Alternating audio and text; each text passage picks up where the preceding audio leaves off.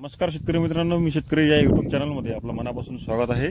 शेतकरी मित्रांनो, मागच्या व्हिडिओमध्ये आपण कापूस पिकामध्ये जबरदस्त रिझल्ट देणारे तणनाशक याच्याबद्दल संपूर्ण माहिती त्या ठिकाणी जाणून घेतली होती।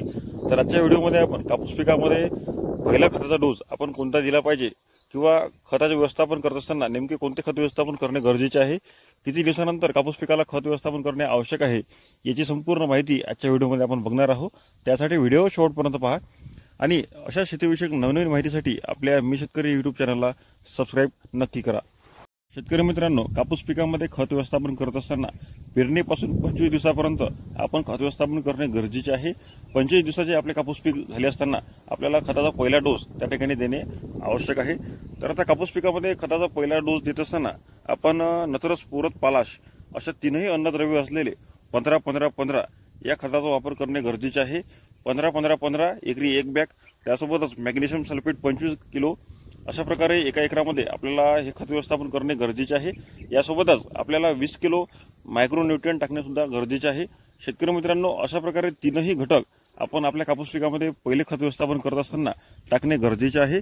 शेतकरी मित्रांनो, आपल्या भागामध्ये 15-15-15 हे जर खत उपलब्ध नसेल तर त्यासोबत आपण 10-26-26 किंवा 14-35-14 या दाणेदार खताचा सुद्धा वापर त्या ठिकाणी नक्कीच करू शकता। अतिशय जबरदस्त रिझल्ट आपल्याला या खतामुळे कापूस पिकामध्ये पाहायला मिळणार आहे। शेतकरी मित्रांनो, मॅग्नेशियम सल्फेटमुळे आपले कापूस पिकाचे पाने हिरवेगार त्या ठिकाणी राहण्यास मदत होणार आहे। सोबतच जो काही भविष्यामध्ये लाल्या रोग येणार आहे त्याच्यावर सुद्धा नियंत्रण मिळवण्यासाठी आपल्याला मोठी मदत या मॅग्नेशियम सल्फेटची होणार आहे। सोबतच जोमदार वाढ तसेच फुटवा होण्यासाठी या खत व्यवस्थापनाची मोठी मदत त्या ठिकाणी नक्कीच होणार आहे। तर शेतकरी मित्रांनो, माहिती कशी वाटली नक्की कमेंट करा।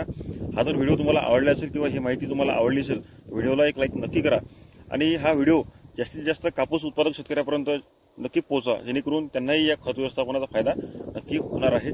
तसेच शेतकरी मित्रांनो, मी शेतकरी या युट्यूब चॅनलवर आपल्याला कापूस पिकाविषयी संपूर्ण व्यवस्थापन त्या ठिकाणी वेळोवेळी दिले जाईल।